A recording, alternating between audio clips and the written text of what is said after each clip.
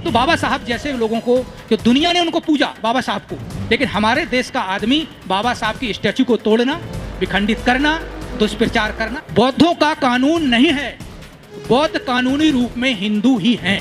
कि बाबा साहब ने जब संविधान बनाया तो उन्होंने बौद्ध कानून को क्यों नहीं रखा?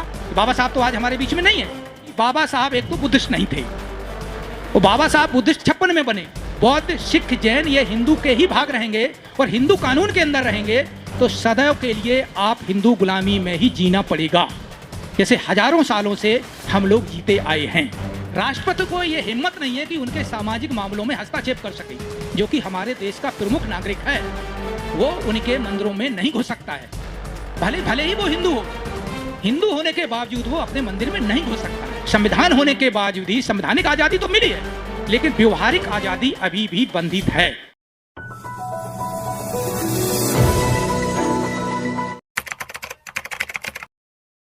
बुद्ध धर्म को जानने के लिए हम दोहरी नीति में अभी जी रहे हैं। विशेष रूप से जो हिमालयन बुद्धिस्ट हैं, जो हमारे प्राचीन पुरखे के समान हैं, उन्होंने धर्म को संभाल के रखा है 56 के पहले हजारों साल। वो साधुवाद के पात्र हैं, सम्मान के पात्र हैं कि उन्होंने हमारी धरोहर को सुरक्षित रखा है। हाँ, उनकी एक परेशानियाँ ये थी, मजबूरियाँ थी कि वो प्लेन की एरिया में या मैदानी क्षेत्र में वो नहीं उतर पाए। उनकी भौगोलिक परिस्थिति ऐसी थी, वो प्रचार प्रसार जो उनको मैदानी क्षेत्र में करना चाहिए था वो नहीं कर पाए। वो जो किया है वो बोधिसत्व बाबा साहेब अम्बेडकर ने किया है। अब हम लोग इसको स्वीकार करने लगे हैं। पहले हिमालयन लोग स्वीकार नहीं करते थे, आज की तिथि में वो भी स्वीकार करने लगे हैं कि बुद्ध धर्म का वृहद जो विस्तार हो रहा है उसका मूल कारण बोधिसत्व बाबा साहेब ही हैं, जिनके कारण से लाखों करोड़ों लोग बुद्ध धर्म की ओर किसी ना किसी रूप में अग्रसर हो रहे हैं। दूसरा विषय ये आता है कि हम लोग दो जीवन में जी रहे हैं। हमारे देश में दो सत्ताएं चलती हैं, एक कानून की सत्ता और दूसरा सामाजिक सत्ता। कानून की सत्ता नीचे हो गई है और सामाजिक सत्ता ऊपर है। आज देश में बहुत सारे ऐसे लोग हैं जो कहते हैं कि मैं संविधान को नहीं मानता हूं। बहुत से लोग कह रहे हैं कि संविधान बिल्कुल बेकार है, संविधान को जला देना चाहिए। कुछ लोग जला भी रहे हैं। तो प्रश्न यह है कि यहाँ दो सत्ताएं हैं। जो असामाजिक लोग हैं वो संविधान को नहीं मानते, फिर भी समाज को प्रताड़ित करने के लिए वो अपने ढंग से नए नए तरीके निकालते हैं। लद्दाख की पोजीशन, अरुणाचल प्रदेश की पोजीशन, वो पोजीशन मैदानी क्षेत्र की नहीं है।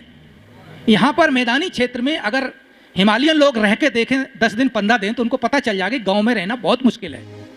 फिर भी क्योंकि माहौल यहाँ जातिवाद को लेकर के प्रखर है, प्रचंड है, इतना प्रचंड है कि अगर हलवा पूड़ी भी आप घर में बना रहे हैं तो उनको उसी में उनका अपमान हो रहा है। बाबा साहब ने कई जगह लिखा है कि हमारे लोग हलवा पूड़ी अगर बनावें, अच्छे पकवान बनावें तो हमारे पड़ोसी को बड़ी घृणा हो रही है। तो ऐसी स्थिति में धर्म को फैलाना थोड़ा कठिन है। ऐसी स्थितियां आप देख रहे हैं कि राष्ट्रपति भी धार्मिक स्थल पर नहीं जा पा रहा है। राष्ट्रपति को यह हिम्मत नहीं है कि उनके सामाजिक मामलों में हस्तक्षेप कर सके, जो कि हमारे देश का प्रमुख नागरिक है। वो उनके मंदिरों में नहीं घुस सकता है, भले ही वो हिंदू हो। हिंदू होने के बावजूद वो अपने मंदिर में नहीं घुस सकता है। ऐसी स्थितियां हमारे मैदानी क्षेत्र की हैं। नहीं तो बाबा साहब जैसे लोगों को, जो दुनिया ने उनको पूजा बाबा साहब को, लेकिन हमारे देश का आदमी बाबा साहब की स्टैचू को तोड़ना, विखंडित करना, दुष्प्रचार करना, ये सब माहौल आप लोग गांव देहातों में देखते हैं। हम लोग अब विषय ये आता है कि मेरा कानून नहीं है, बौद्धों का कानून नहीं है, बौद्ध कानूनी रूप में हिंदू ही हैं। आर्टिकल संविधान के 25(2)(2) में, और हिंदू कानून को अगर आप पढ़ेंगे तो उसमें भी यही लिखा है कि हिंदू कानून का मतलब है कि बौद्ध, सिख, जैन इसमें समाहित माने जाएंगे, उन पर भी वही रूल लागू होगा जो हिंदुओं का रूल है। इसका मतलब कानूनी रूप में आप हिंदू कानून के अधीन हैं। हमारे यहाँ जो मैरिज होती है वो कोर्ट, अगर मैरिज होती है, अगर आप रजिस्ट्रार मैरिज के यहाँ रजिस्टर्ड कराते हैं तो वो रजिस्टर्ड नहीं करता है। वो ये कहता है कि आपका कोई कानून नहीं है, बौद्ध रीत से जो आपने मैरिज शादियाँ की हैं वो इनवैलिड है, क्योंकि आपका कोई कानून नहीं है। कानूनी रूप में हम हिंदू कानून के तहत इनरोल्ड किए लेते हैं, अगर उसकी श्रद्धा हो तो। नहीं तो वो कह देता नहीं, आपकी रजिस्टर्ड नहीं हो सकती है। आप रजिस्ट्रार कार्यालय में जैसे आपने मैरिज किया और जिला का रजिस्ट्रार कार्यालय होता है, मैरिज रजिस्ट्रार कार्यालय, उसमें आप इंडोर्स कराएं तो वो नहीं होती है। अगर होती भी है तो हिंदू कानून में लिख देता है। यही समस्या सिख समाज की लेडी पहले 1910 में, 2010 में उसने कोर्ट केस किया था, और कोर्ट केस में बाद में डिसीजन हुआ, फिर बाद में सिख मैरिज एक्ट बना 2012 में। और बाय द वे वो आपकी मनमोहन सिंह की सरकार थी, उस दौरान में वो बिल पास हो गया। तो सिख समाज की मैरिज वैलिड है, बौद्ध समाज की मैरिज वैलिड नहीं है। हो सकता है कि लद्दाख कानून हो सकता है अरुणाचल प्रदेश का कानून हो, त्रिपुरा कानून हो, वो नहीं मैं कह सकता हूं कि उनके राज्य कानून में ऐसी व्यवस्था हो तो वैलिड हो सकती है, लेकिन हमारे उत्तर प्रदेश में, दिल्ली में, महाराष्ट्र में कहीं भी वैलिड नहीं है। ये हमारी इसलिए नहीं है कि मेरा कोई कानून नहीं है, उनका कहना है कि कानूनी रूप में बुद्धिस्ट हम किस मैरिज, उनका मैरिज एक्ट नहीं है तो कहाँ हम इसको इंडोर्स करें, कहाँ इसको हम लिखें। तो ये समस्या हमारे माइनॉरिटी कमीशन, नेशनल कमीशन को समझना चाहिए। दूसरा विषय यह है कि इसके लिए जो अभी यूनिफॉर्म सिविल कोड बनने की बात बड़ी तेजी से चल रही है कि यूनिफॉर्म सिविल कोड बनने के बाद सारे कानून निरस्त हो जाएंगे, जितने पर्सनल लॉ हैं। ये विधि आयोग के साथ में हम लोगों की बैठक अभी हुई थी, शायद 17 अक्टूबर 18 अक्टूबर को। इसमें इस बात को उन्होंने कहा, विधि आयोग के अध्यक्ष ने, अवस्थी है जो ऋतुराज अवस्थी, उसने कहा कि जब ये कानून यूनिफॉर्म सिविल कोड बन जाएगा तो जितने पर्सनल लॉ हैं वो निरस्त हो जाएंगे। हमने कि निरस्त जो आपकी परिभाषा है, जो यूनिफॉर्म सिविल कोड की परिभाषा है, उसमें यह स्पष्ट किया गया है कि उन लोगों के बीच में चर्चा होनी है, समान कानून बनना है जिनके पहले से कानून है। तो बौद्धों का तो कानून है नहीं है, तो बौद्धों को तो आप हिंदू कानून में बंधुआ रख के रखेंगे, जैसे अभी तक बंधुआ बनाए रखे हैं कि या स्लेवरी में रखे रहे हैं। तो इसमें तो हमारे समाज का सम्मान नहीं होगा, हमारा असम्मान होगा। तो आप पहले मेरा कानून पास करो। लेकिन वो थे कि कानून पास नहीं हो सकता है, लेकिन हम आपके यूनिफॉर्म सिविल कोड में बौद्धों की स्थिति को रखेंगे। अब वो रखेंगे या नहीं रखेंगे वो विषय उनका है। इसके लिए बौद्धों को समझना चाहिए कि आपको हिंदू कानून में स्लेवरी में जीना है या आपको स्वतंत्र कानून के तहत, बौद्ध कानून के तहत रहना है, ये आपको तय करना है।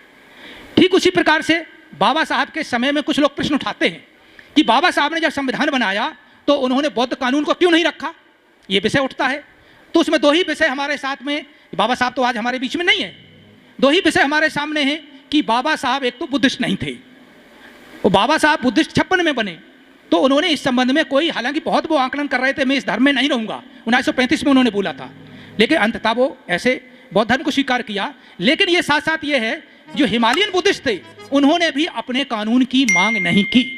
नॉर्थ ईस्ट के लोगों ने या आपके जो बंगाल के जो बुद्धिस्ट हैं उन्होंने भी बौद्ध कानून की मांग नहीं की आज़ादी के समय और संविधान बनने के समय। तो निश्चित रूप से जो समाज सजग नहीं होता है, जो समाज की लड़ाई लड़ना नहीं जानता है, वो दूसरे ही गुलामी में जीता रहता है। आज हमारा आपका विषय है, यूनिफॉर्म सिविल कोड अगर पास हो जाता है और उसमें यह साबित हो जाता है कि बौद्ध, सिख, जैन ये हिंदू के ही भाग रहेंगे और हिंदू कानून के अंदर रहेंगे, तो सदैव के लिए आप हिंदू गुलामी में ही जीना पड़ेगा, जैसे हजारों सालों से हम लोग जीते आए हैं। तो इसलिए हमारा ये मांग है, ये मार्च के लास्ट में ये रिपोर्ट प्रस्तुत की जाएगी। हमने विधि आयोग को कानून जो हम लोगों ने ड्राफ्ट किया है 144 पेज का, वो मैंने सबमिट कर दिया है। इसके बाद जो मेन जो टिप्स थे वो उस पर हमने 15 पेज का उसके कमेंट्स सब बन के दे दिए हैं कि हम ये चाहते हैं जो यूनिफॉर्म सिविल कोड बने। तो यूनिफॉर्म का मतलब मैं तब मानूंगा जब बौद्ध लोगों का कानून भी यूनिफॉर्म होगा। मैं तो यूनिफॉर्म तब मानूंगा जब बौद्ध लोग इस देश में रहते हैं और माइनॉरिटी का एक भाग है, एक मेजर भाग है माइनॉरिटी का, उसके लिए भी कानून बनेगा, तब मैं मानूंगा कि इस देश में हम आज़ाद हैं। अन्यथा हम भी, संविधान होने के बावजूद भी, संवैधानिक आज़ादी तो मिली है लेकिन व्यवहारिक आज़ादी अभी भी बंधित। इसके लिए आप लोगों को सोचना है।